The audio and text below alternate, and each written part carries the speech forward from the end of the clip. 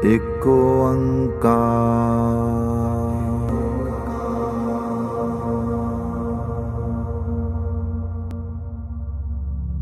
सारे जगत दे कल्याण लई पूरी दुनिया नू सच दा रस्ता वखाउण अते मानवता दा पाठ पढ़ाउण वाली महान शख्सियत धन धन श्री गुरु नानक देव जी, जिन्हां अंधकार तो बाहर कड्डण ते प्रकाश वल जाण लई एक ओंकार दा रस्ता वखाया।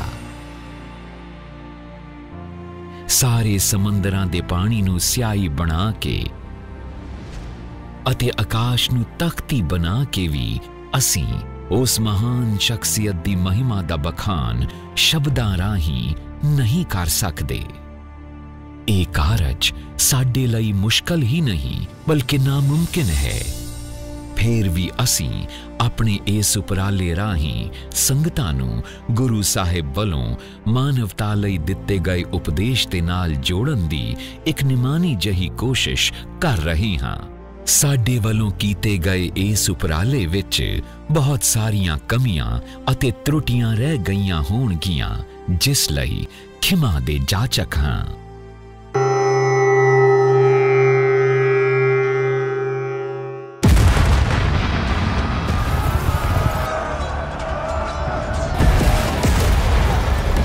एक ऐसा युग जदों समय समय दे शासकां वलों भारत नू न सिर्फ गुलाम बनाया होया सी, हिंदुस्तानियां दे खून दे दरिया वगाए जा रहे सन। हर आम खास नू जबरन लुटिया जा रहा सी, औरतां दी पत रोली जा रही सी। शासक नौजवान बेटे बेटियां नू गुलाम बना रहे सन। महमूद गजनवी तो शुरू होके हमलावरां दी एक लंबी लड़ी भारत नू लतड़दे रहे। तुगलक आए, फिर सैयद, फिर लोधी। चारे पासे कूट दी प्रधानता सी। इंसानियत शर्मसार सी। तां निराशा दी धुंद नू चीर के एक महान शख्सियत ने जन्म लिया, जिन्हां नू हिंदुआं दे अवतार, मुसलमानां दे पीर ते सिखां दे पहले गुरु धन धन श्री गुरु नानक देव जी दे नाम नाल जानिया गया। कत्तक महीने दी पुण्या 29 नवंबर 1469 राय भोए दी तलवंडी, एक पिंड जो पाकिस्तान दे लाहौर तो 57 मील पच्छम अते फैसलाबाद तो 47 मील पूरब विच स्थित है। अज लगभग 70,000 दी आबादी वाला यह शहर श्री ननकाना साहिब दे नाम तो जानिया जांदा है।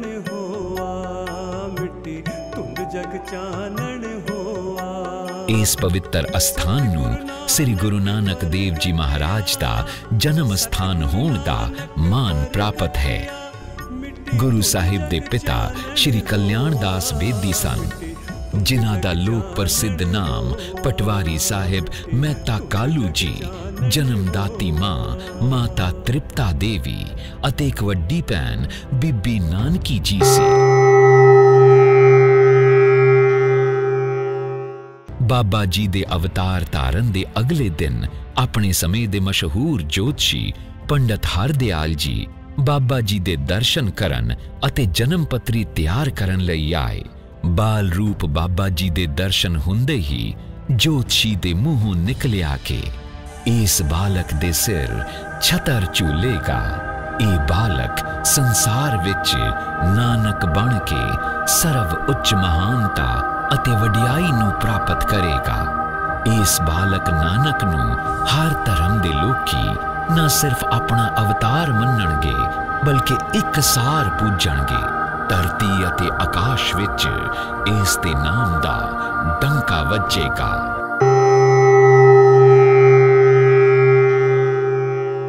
जदों मापियां वलों पंडित हरदयाल ज्योतिषी नू बालक नानक देव जी नू जनेऊ पाउण दी रस्म पूरी करन लई बुलाया गया, तां बालक नानक देव जी ने फरमाया, कपाह तो कते होए सूतर दा जनेऊ पा के रब दे दर ते सुरखरू होण दी आस रखनी व्यर्थ है। रब दी दरगाह विच तदों ही आदर मिलदा है जे रब दा नाम हिरदे विच दृढ़ कर लईए। रब दी सिफत सलाह ही सुच्चा जनेऊ है। ਇਹ ਸੁੱਚਾ ਜਨੇਊ ਧਾਰਨ ਕੀਤਿਆਂ ਦਰਗਾਹ ਵਿੱਚ ਮਾਨ ਮਿਲਦਾ ਹੈ ਅਤੇ ਇਹ ਕਦੇ ਟੁੱਟਦਾ ਵੀ ਨਹੀਂ। ਜੇ ਇੰਦਰੀਆਂ ਤੇ ਨਾੜੀਆਂ ਨੂੰ ਇਹੋ ਜਿਹਾ ਜਨੇਊ ਨਹੀਂ ਪਾਇਆ ਕਿ ਇੰਦਰੀਆਂ ਦੇ ਵਿਕਾਰਾਂ ਵੱਲ ਨਾ ਜਾਣ, ਪੈਰਾਂ ਨੂੰ ਅਜਿਹਾ ਜਨੇਊ ਨਹੀਂ ਪਾਇਆ ਕਿ ਭੈੜੇ ਪਾਸੇ ਨਾ ਲੈ ਜਾਣ, ਹੱਥਾਂ ਨੂੰ ਇਹੋ ਜਿਹਾ ਜਨੇਊ ਨਹੀਂ ਪਾਇਆ ਕਿ ਉਹ ਮੰਦੇ ਕੰਮ ਨਾ ਕਰਨ, ਜੀਭ ਨੂੰ ਕੋਈ ਜਨੇਊ ਨਹੀਂ ਪਾਇਆ ਕਿ ਪਰਾਈ ਨਿੰਦਾ ਕਰਨ ਤੋਂ ਹਟੀ ਰਹੇ, ਅੱਖਾਂ ਨੂੰ ਐਸਾ ਜਨੇਊ ਨਹੀਂ ਪਾਇਆ ਕਿ ਪਰਾਈ ਇਸਤਰੀ ਵੱਲ ਨਾ ਤੱਕਣ, ਤਾਂ ਗਲ ਵਿੱਚ ਸੂਤ ਦੇ ਧਾਗੇ ਪਾ ਰੱਖਣਾ ਵਿਅਰਥ ਹੈ। ਬਾਲਕ ਨਾਨਕ ਦੇਵ ਜੀ ਨੂੰ ਉਨ੍ਹਾਂ ਸਮਿਆਂ ਵਿੱਚ ਪ੍ਰਚਲਿਤ ਉਪਚਾਰਕ ਮੁੱਢਲੀ ਵਿਦਿਆ ਪ੍ਰਾਪਤ ਕਰਨ ਲਈ ਪਾਠਸ਼ਾਲਾ ਮਦਰਸਿਆਂ ਵਿੱਚ ਭੇਜਿਆ ਗਿਆ, ਜਿੱਥੇ ਕਿ ਉਨ੍ਹਾਂ ਨੇ ਲੱਕੜੀ ਦੀ ਤਖਤੀ ਤੇ ਪਹਿਲਾ ਅੱਖਰ ਲਿਖਿਆ, ਏਕ ਓਂਕਾਰ।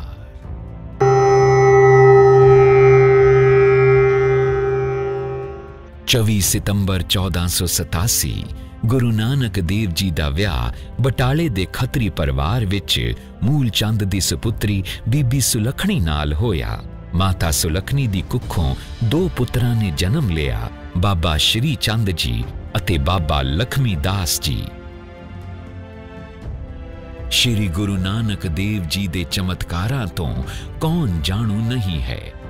ਭਾਵੇਂ ਉਹ ਸੱਚੇ ਸੌਦੇ ਦੀ ਘਟਨਾ ਹੋਵੇ ਤੇ ਭਾਵੇਂ ਮੋਦੀ ਖਾਨੇ ਵਿੱਚ 13 ਤੋਲਨਾ, ਭਾਵੇਂ ਉਹ ਅਰਬੀ ਦੀ ਵਰਣਮਾਲਾ ਨੂੰ ਪਹਿਲੇ ਦਿਨ ਹੀ ਯਾਦ ਕਰਨਾ ਹੋਵੇ, ਭਾਵੇਂ ਬਲੀ ਕੰਦਾਰੀ ਅਤੇ ਮਲਕ ਭਾਗੋ ਦੇ ਹੰਕਾਰ ਨੂੰ ਤੋੜਨ ਦੀ ਘਟਨਾ ਹੋਵੇ ਤੇ ਭਾਵੇਂ ਬਿਦਰ ਦੇ ਪਥਰੀਲੇ ਇਲਾਕੇ ਵਿੱਚੋਂ ਪਾਣੀ ਦਾ ਚਸ਼ਮਾ ਪ੍ਰਗਟਾਉਣਾ ਹੋਵੇ ਤੇ ਭਾਵੇਂ ਡੇਰਾ ਬਾਬਾ ਨਾਨਕ ਦੇ ਸੁੱਕੇ ਖੇਤਾਂ ਨੂੰ ਹਰਾ ਕਰਨ ਦਾ ਕੌਤਕ ਹੋਵੇ।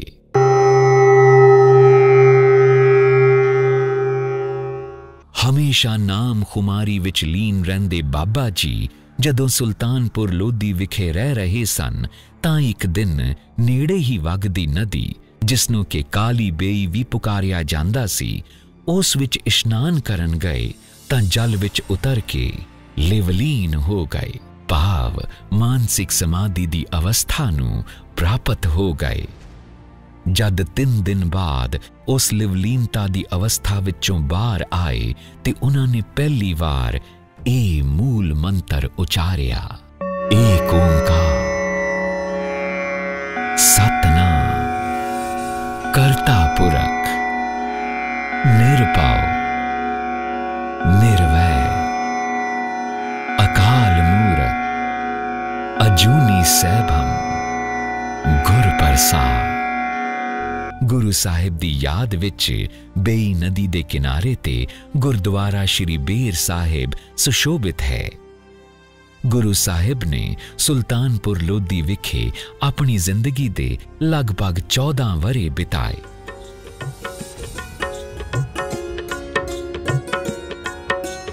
ਨਾਨਕ ਨਾਮ ਚੜ੍ਹਦੀ ਕਲਾ ਤੇਰੇ ਭਾਣੇ ਸਰਬਤ ਦਾ ਭਲਾ, ਨਾਨਕ ਨਾਮ ਚੜ੍ਹਦੀ ਕਲਾ ਤੇਰੇ ਭਾਣੇ ਸਰਬਤ ਦਾ ਭਲਾ।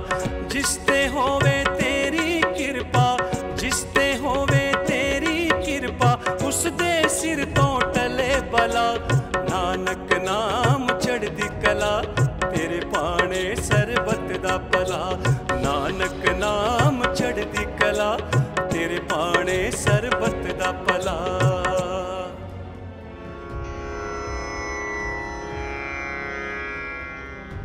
1497 ਦੇ ਉਸ ਦੌਰ ਵਿੱਚ ਨਾ ਤਾਂ ਹਿੰਦੂ ਹੀ ਆਪਣੇ ਸਨਾਤਨ ਧਰਮ ਨੂੰ ਚੰਗੀ ਤਰ੍ਹਾਂ ਸਮਝਦੇ ਸੀ ਤੇ ਨਾ ਹੀ ਮੁਸਲਮਾਨ ਇਸਲਾਮ ਨੂੰ ਸਹੀ ਤਰ੍ਹਾਂ ਜਾਣਦੇ ਸੀ। ਗੁਰੂ ਨਾਨਕ ਸਾਹਿਬ ਨੇ ਮਾਨਵਤਾ ਨੂੰ ਕਰਮਕਾਂਡ ਅਤੇ ਪਖੰਡ ਚੋਂ ਕੱਢਣ ਅਤੇ ਇੱਕ ਪਰਮਾਤਮਾ ਨਾਲ ਜੋੜਨ ਲਈ ਸੰਸਾਰ ਭਰ ਦੀਆਂ 4 ਦਿਸ਼ਾਵਾਂ ਵਿੱਚ ਭਾਈ ਬਾਲਾ ਜੀ ਅਤੇ ਭਾਈ ਮਰਦਾਨਾ ਜੀ ਨੂੰ ਨਾਲ ਲੈ ਕੇ ਯਾਤਰਾਵਾਂ ਕੀਤੀਆਂ, ਜਿਨ੍ਹਾਂ ਨੂੰ ਗੁਰੂ ਜੀ ਦੀਆਂ ਉਦਾਸੀਆਂ ਵਜੋਂ ਯਾਦ ਕੀਤਾ ਜਾਂਦਾ ਹੈ।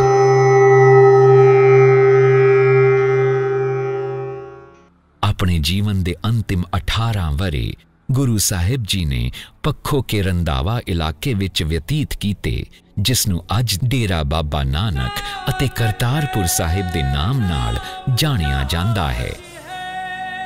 जिथे उन्होंने निवास कीता उत्थे अज गुरुद्वारा श्री दरबार साहिब सुशोभित है।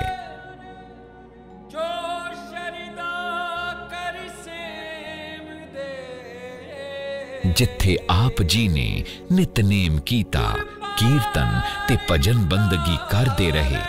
करतारपुर साहिब अज दे भारत पाक दी राजनीतिक सरहद तो 4 किलोमीटर पाकिस्तान दे अंदर है।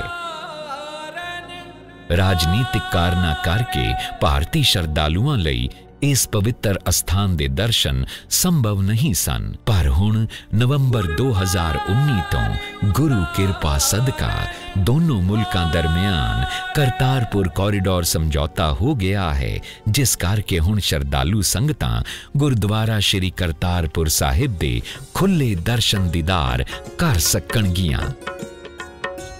नानक नाम चढ़दी कला तेरे पाने सरबत दा पला। नानक नाम चढ़दी कला तेरे पाने सरबत दा पला।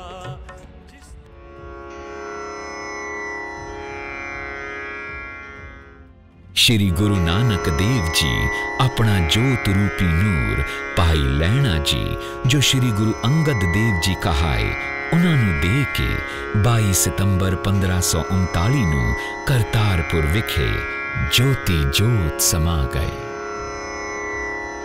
गुरु साहिब ने उस परमेश्वर दी पूजा इबादत नूं एक नवा रूप दिता।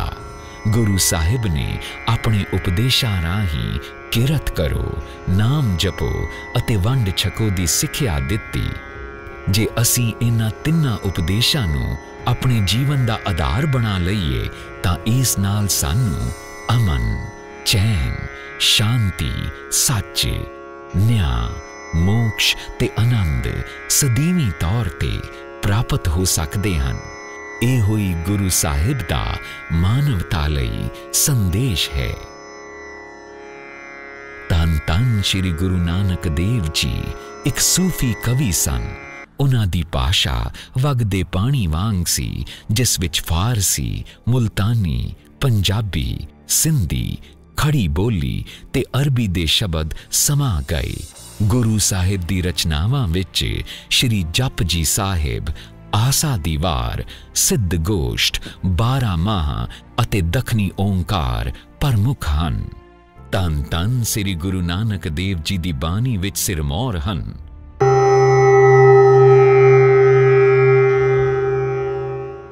मिठत नीवी नानका गुण चंगियाइयां तत।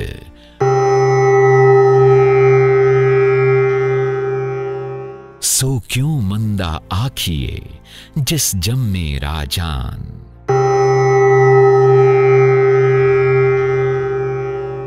नानक नीवा जो चले लगे न तत्ती वाव।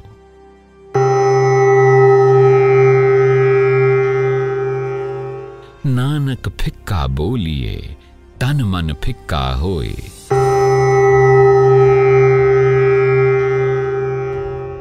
जिन सेवया तिन पाया मान, नानक गाविए गुणी निदान।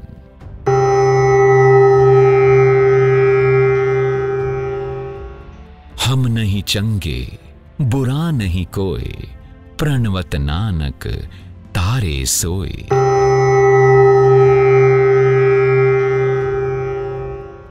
नानक नाम चढ़दी कला तेरे पाणे सरबत दा भला।